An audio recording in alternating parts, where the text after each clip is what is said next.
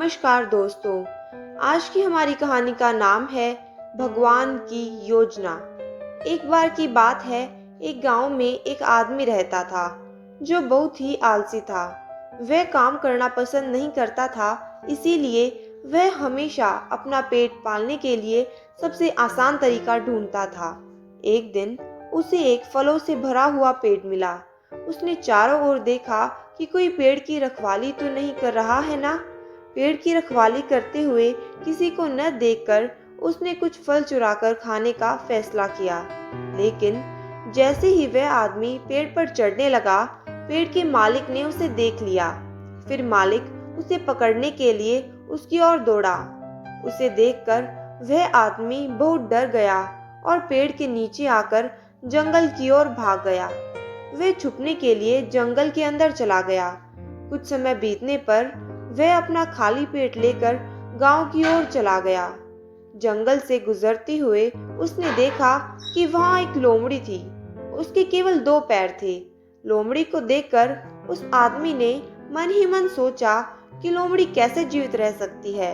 सिर्फ अपने 2 पैरों के माध्यम से वह कैसे अपने के लिए खाने का इंतजाम करती होगी और कैसे अपने आप को दूसरे जानवरों से बचाती होगी। तभी उसने लोमड़ी की तरफ आते हुए एक शेर को देखा। वह आदमी छुपकर उन दोनों को देखने लगा। उसने गौर से देखा कि शेर के मुंह में एक मांस का टुकड़ा है जो वो लेकर आ रहा है। शेर को देखकर सभी जानवर भाग गए, लेकिन वह नहीं भाग सकती थी। वह आदमी यह देखकर हैरान हो गया कि शेर ने लोमड़ी पर हमला तो किया ही नहीं, बल्कि मांस का टुकड़ा वहीं छोड़कर चला गया।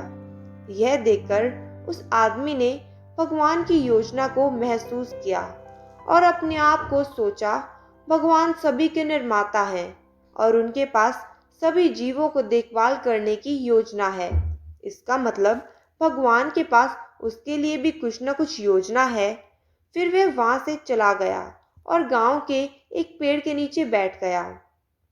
वह बैठे बैठे इंतजार कर रहा था कि कोई वहां आए और उसे खाना खिलाए।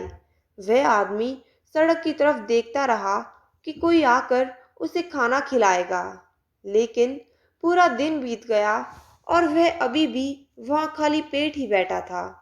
फिर एक दुखी होकर वहां से वापस गांव जाने लगा। रास्ते में उसकी मुलाकात एक बूढ़े ऋषि से हुई। उस आदमी ने उस बूढ़े ऋषि को सब कुछ बताया और साधु से सवाल किया, ऐसा क्यों है? भगवान ने उस लोमड़ी पर दया की और मेरे साथ ऐसा क्यों किया?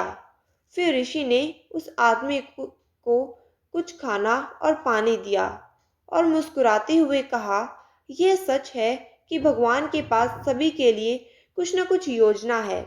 इसीलिए आप भी भगवान की योजना का हिस्सा हैं।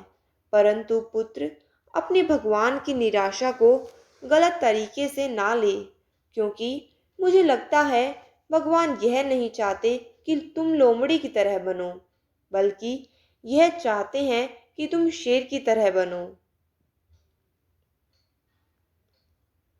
इस कहानी से हमें यह शिक्षा मिलती है कि भगवान ने हमें अपना काम करने की शक्ति और क्षमता दोनों दी है और हमें हमेशा चीज़ों को सकारात्मक तरीके से देखना चाहिए।